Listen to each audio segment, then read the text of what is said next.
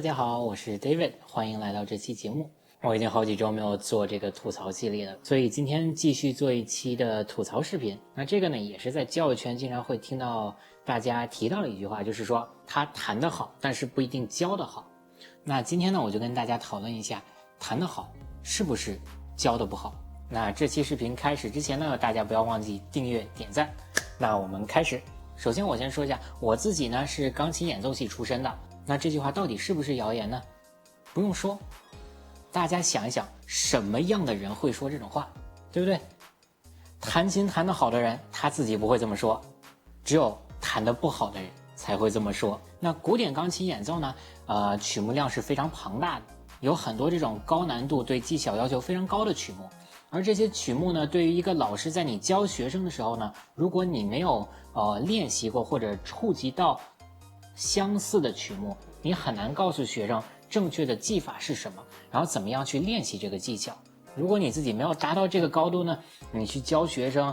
正确的技法那是不太可能的。一个技法不怎么样的老师教一个稍微高级一点的学生，这种老师给出来的意见呢，大部分时间呢其实就是靠想象，毕竟他们自己没有练过，也不知道该怎么样去练。而我学到稍微高水准一点的时候呢，我的老师呢都是演奏家或者是退役的演奏家，他们自己本身的演奏水准是非常高的，这样子他们才知道说这首曲子用什么样子的技法弹最合适，然后怎么样去练习这个技法，所以他们会从他们的经验里给出你非常确切的方法，包括这种很多舞台表现啊、舞台表演时候需要注意的事项。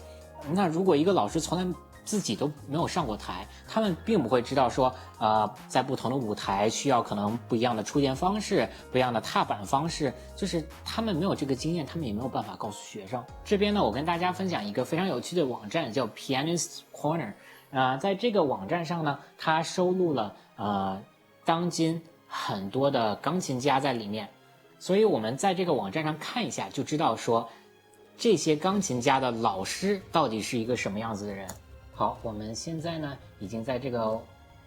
好，我们打开这个网站之后呢，我们可以点击左边的 Find a Pianist，我们随便搜一个名字，比如说我自己的话，我搜我的名字，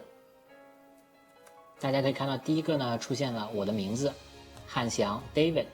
然后呢这边有一张我的照片，然后这里呢也显示了我的3个老师，比如说第一位呢是我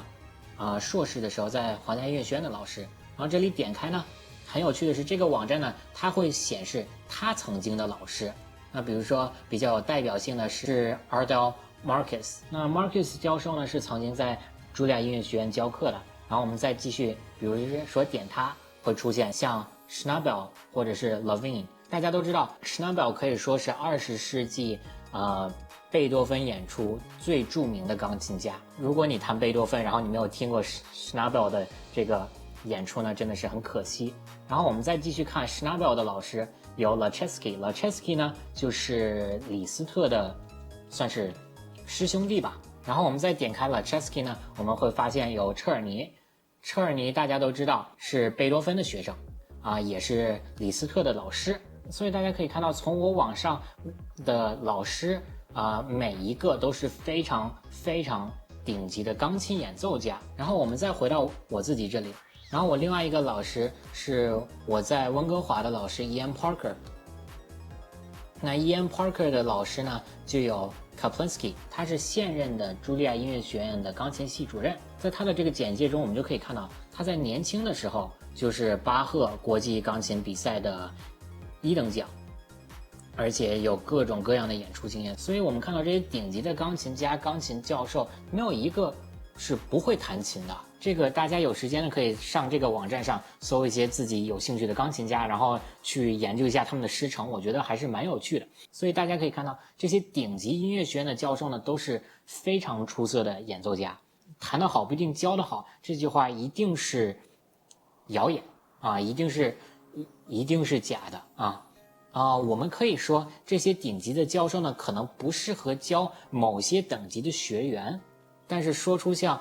教得好不一定弹得好这种话，我觉得是极其不负责任的。所以大家在考虑找老师或者给自己的孩子找老师的时候，如果听到这句话，我建议你远离这个老师，并不是因为他的水准有什么问题，而是人品问题啊。就是他们为了拉学员，真的是，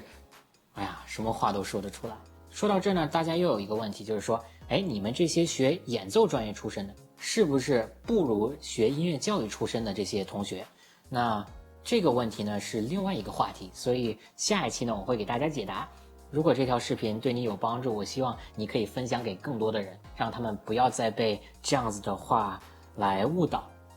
如果大家还有其他希望我讨论的话题呢，也欢迎写在评论区。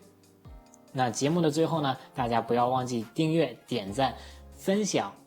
评论，一键3连。对，我们下期再见。